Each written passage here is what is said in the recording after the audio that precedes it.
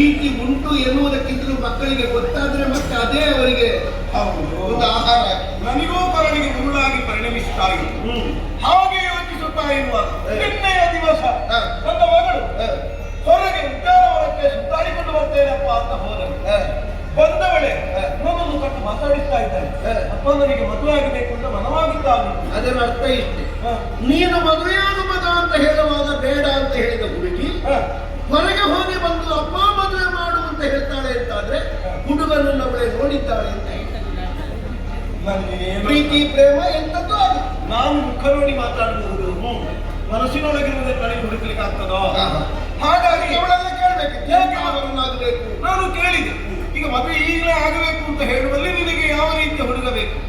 ಆಗ ಅವಳು ಹೇಳಿದ ಮಾತು ಹೇಗೆ? ಬ್ರಹ್ಮಜ್ಞಾನವನ್ನು ಹೊಂದಿದ, ಸರ್ವಾಂಗ ಸುಪುಷ್ಟನಾದ ಒಬ್ಬಾತ ಒದಗಿದ್ರೆ ಮದುವೆ ಆಗಬೇಕು. ನನ್ನ ಅಪ್ಪಯ್ಯ, ನನಗೆ ಹೆಣ್ಣು ಹುಡುಕುವುದೊಂದು ಎಷ್ಟು ಸಮಯ ಆಯ್ತು ಗೊತ್ತು. ಅಲ್ಲ, ಅದಕ್ಕೆ ಇದು ಸಂಬಂಧ ಇಲ್ಲ, ಅದು ಬೇರೆ ಬೇರೆ ವಿಷಯ.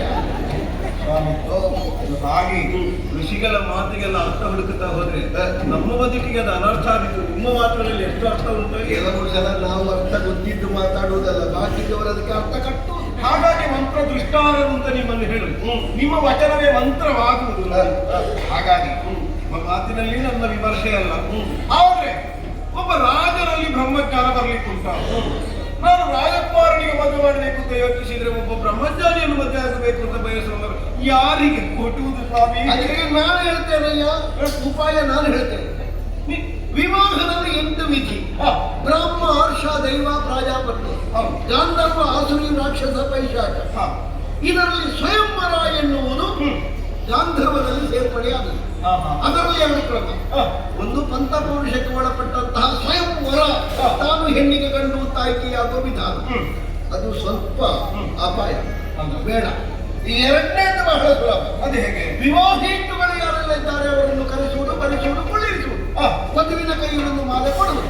ಹೋಗಮ್ಮ, ನಿನಗೆ ಯಾರು ಬೇಕು ಅಂತವರ ಕೊರಳಿಗೆ ಮಾಲೆ ಹಾಕು, ಬರಿಸು. ಈ ಕಾರ್ಯಕ್ರಮ ನೀನು ಬಹಳ ಬೇಗನೆ ಮಾಡ್ತಿದ್ದಾದ್ರೆ ನನಗೂ ಭಾಗವಹಿಸಬೇಕು ಅಂತ ಮನಸ್ಸು. ಒಂದು ಸಣ್ಣ ವಿಧಾನ ಸಾಕು. ಗಾಳಿ ಆಹಾರ ಇತ್ತು ಸಾಕು, ಬೇರೆ ತೊಂದರೆ ಅಲ್ಲ. ನೀವು ಅದರ ಕುರಿತು ಆಲೋಚನೆ ಮಾಡಬೇಕು. ನಿಮ್ಮನ್ನು ಅತ್ಯಂತ ಚೆನ್ನಾಗಿ ನೋಡಿಕೊಳ್ಳುವ ಜವಾಬ್ದಾರಿ ನನ್ನ. ಮಗಳ ಸ್ವಯಂವರದ